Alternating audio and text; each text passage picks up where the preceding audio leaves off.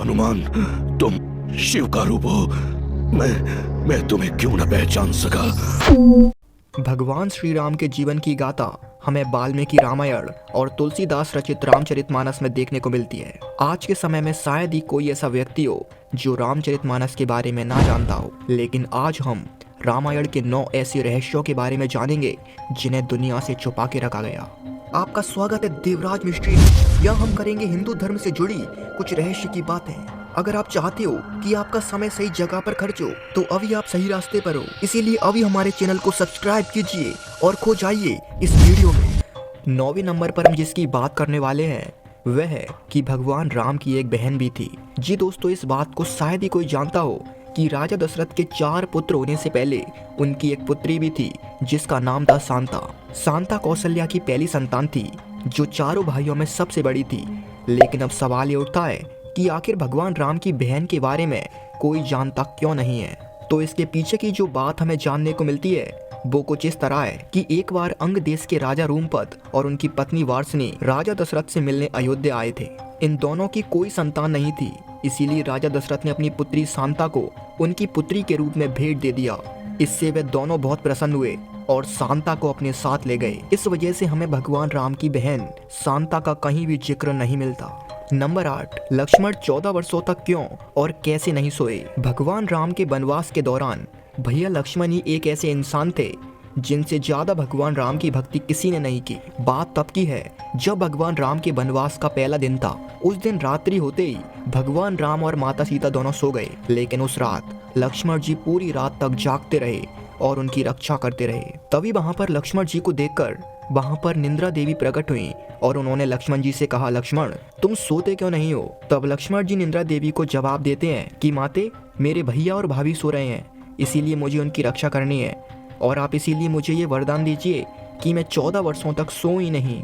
लक्ष्मण जी की इस बात को सुनकर निंद्रा देवी बहुत प्रसन्न हुई और उन्होंने लक्ष्मण जी से कहा कि मैं ये वरदान तुम्हें दे तो सकती हूँ, लेकिन केवल तब जब तुम्हारी जगह किसी को 14 वर्षों तक सोना होगा।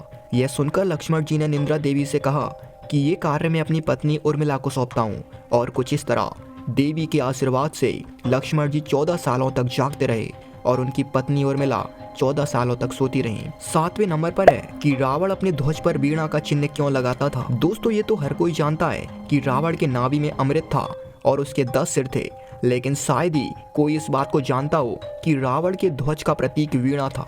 दरअसल इसके पीछे की बात कुछ इस तरह है कि रावण एक महान वीणा वादक था, लेकिन उसने कभी भी अपनी इस कला का प्रदर्शन नहीं किया, जिस वजह से रावण की ये बात दुनिया से छुप गई। इसके बाद 6वें नंबर पर है कि आखिर कुंभकर्ण इतना क्यों सोता था। ये बात तो आप सभी जानते हैं कि कुंभकर्ण खूब खाता था और 6 महीने सोता था, लेकिन उसके 6 महीने सोने के पीछे जो दिलचस्प कहानी है शायद ही उसे कोई जानता हो। एक बार की बात थी जब कुंभकर्ण ने ब्रह्मा देव की तपस्या की। जब देवराज इंद्र को कुंभकर्ण के बारे में पता चला तो वे घबराने लगे कि कहीं कुंभकर्ण इंद्र आसन न मांग ले। जब कुंभकर्ण की तपस्या पूरी होने वाली थी तब इंद्र ने माता सरस्वती से कहा कि आप कुंभकर्ण की जीवा पर बैठ जाएं और उसे इंद्र आसन की जगह निंद्र आसन मांगने पर मजबूर कर दें। और कुछ इस तरह इंद्र के ईर्ष्या की वजह से कुंभकर्ण को निंद्र आसन मिल गया, जिस कारण वे 6 महीने तक सोता था और एक दिन जागता था।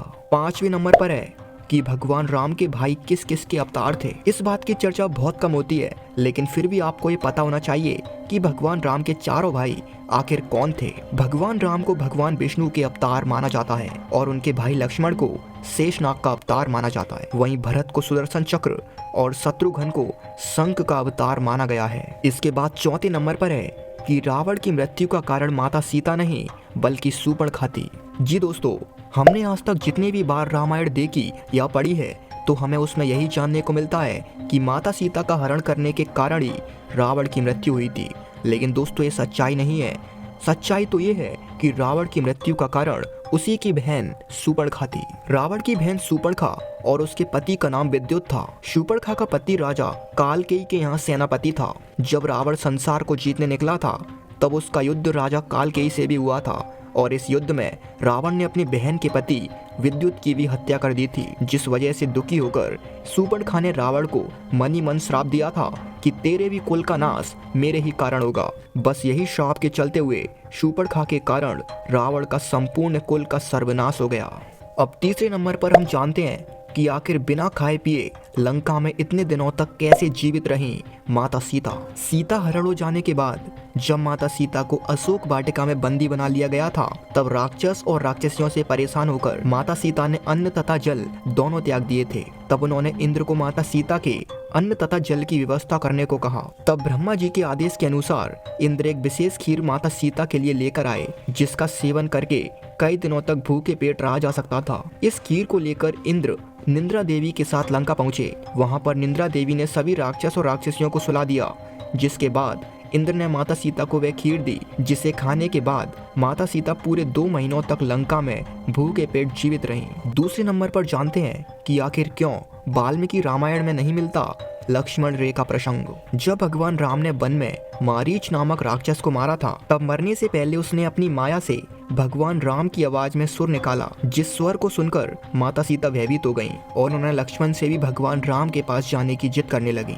उस समय भैया लक्ष्मण ने माता सीता को बहुत समझाने की कोशिश की, लेकिन उन्होंने अपनी हट के सामने एक ना सुनी।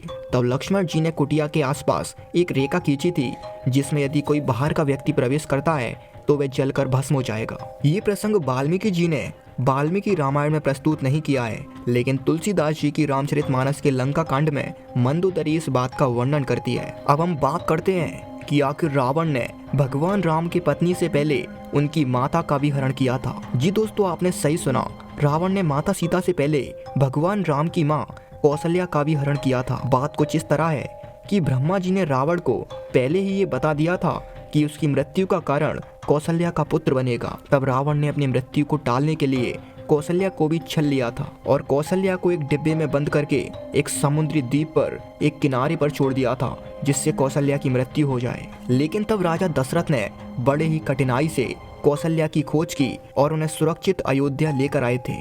तो दोस्तों, ये थे रामायण के कुछ ऐसे रहस्य जिन्हें शायद ही आपने कभी सुना हो। तो बताइए दोस्तों, ये जानकर आपको कैसा लगा। अगर ये वीडियो आपको अच्छी लगे तो लाइक कीजिए, हमारे चैनल को सब्सक्राइब कीजिए। तो मिलते हैं किसी नेक्स्ट वीडियो में, तब तक के लिए जय श्री राम।